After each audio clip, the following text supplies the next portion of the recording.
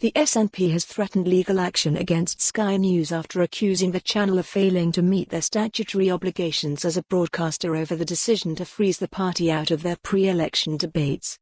Sky unveiled plans for a hustings program with Boris Johnson, Jeremy Corbyn and Jo Swinson on November 28.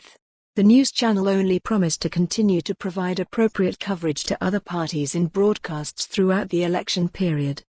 In a letter to Sky's head of news, reported first in our sister paper The National, John Ryley, the SNP's business convener Kirsten Oswald said the omission of her party fundamentally fails the electorate at what is a crucial time for the UK and critically, we believe, fails to meet your statutory obligations as a broadcaster.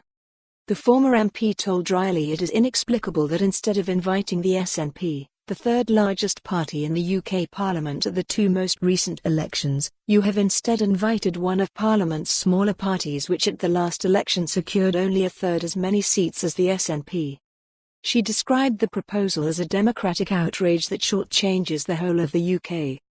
Oswald cited sections 5 and 6 of the Ofcom Code which states that Sky are bound to ensure that an appropriately wide range of significant views must be included and given due weight in each programme. She added, if this fundamental issue of democracy is not resolved to our satisfaction, we reserve the right to test the matter in the courts. The First Minister herself was asked about the row during an interview on Sky yesterday morning. Nicola Sturgeon told Kay Burley that the decision was undemocratic.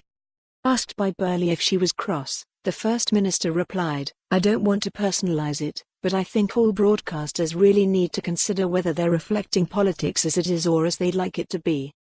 Nicola Sturgeon added, if I may say for Sky in particular who, to its great credit has been arguing for these decisions to be taken away from politicians, and arguing for an independent debates commission, something the SNP has supported, to take a decision on a debate that defies democracy. I think is particularly regrettable and I think the broadcasters have to take a long hard look at themselves, but to other party leaders, particularly to Corbyn and Johnson, what are you scared of in terms of having a real debate? Why are you so scared to have the SNP's voice heard?